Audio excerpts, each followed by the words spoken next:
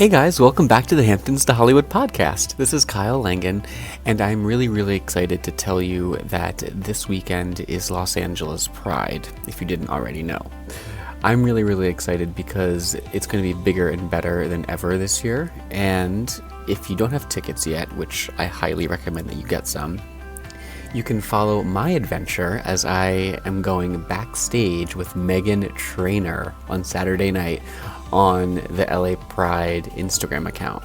Make sure to follow them at LA Pride for my Instagram takeover, and I cannot wait to see you guys there.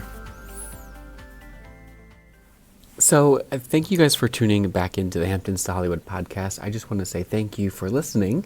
And if you haven't, please rate, review, and subscribe on Apple Podcasts or wherever else you may be listening. If you haven't heard, in the news or on social media, June is Pride Month. And to celebrate, I wanted to share the popular column, the Kyle Chronicles, that I write on hamptonstohollywood.com to all of our listeners in an audio format. So I'm really excited. This will be episode 3, and I hope that no matter if you are part of the LGBT community or if you are an ally, that these stories resonate with you, and I hope they make you feel a little bit more confident and like you're not alone. Enjoy. The Kyle Chronicles, Episode 3, A Recipe for Something More. First dates. How romantic is too romantic? It had been mere days after spending time with Jack in Laguna Beach that I had invited him over to my house for dinner. I was living in Long Beach, about 20 miles south of Los Angeles proper, and he was coming from school, about 10 miles north of LA. In short, he was making a big commitment by coming down to visit me. I was kind of nervous. I wanted to be all cute, make him dinner, but what to make? Was he picky? I wanted to whip up something impressive. I had just gotten back from the gym when he arrived. He had just worked out as well, and of course he looked fucking stunning.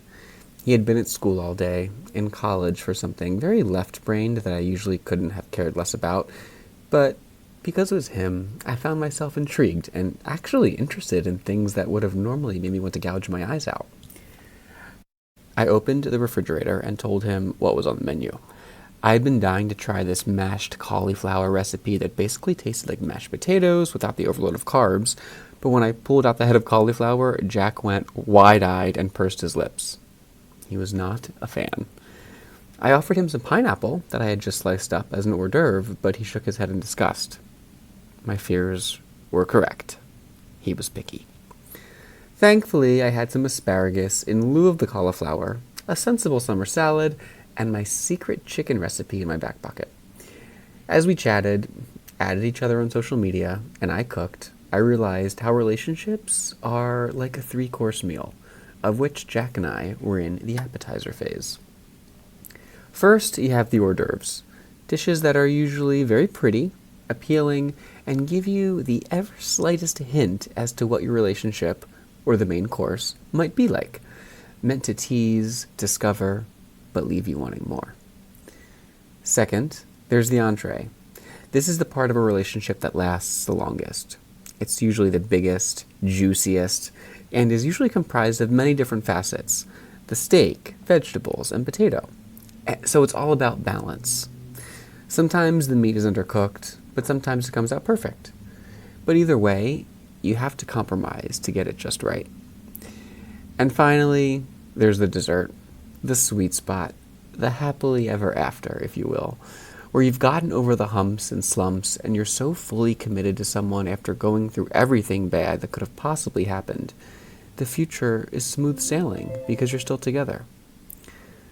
Looking at Jack as we dined, I thought about how I wanted the dessert. And I wanted it to be doused in chocolate with whipped cream, sprinkles, and a cherry on top. I wanted it all, and I didn't want to share. As the wine flowed, we both became more chatty, and Jack opened up a bit about previous relationships he had been in. It was at that moment that I realized that I not only really liked him, but I felt protective of him too. I wanted to keep him safe, happy, not let him get hurt. I wanted to wrap my arms around him and squeeze all my good energy into him. And what was more, I was having all these feelings for a guy. While I thought the next budding relationship I would have found myself in would have been with someone who had boobs, because I still considered myself straight at that point, I wasn't afraid of what the future had in store. Instead, I subconsciously welcomed it. I think because there was a tangible connection with Jack that I knew I wanted to fight for. To see if we, as hors d'oeuvres, could maybe make it to the main course. He slept over that night in my old twin-size bed, thank you very much, so I knew he really had to like me to put up with that. And it was the first time we ever had a sleepover.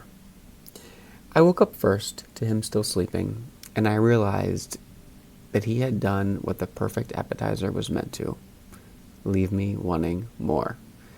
We woke up, said goodbye to each other, both excited to see each other again, and me, always the optimist, open to the prospects of a recipe for something even more delicious down the line.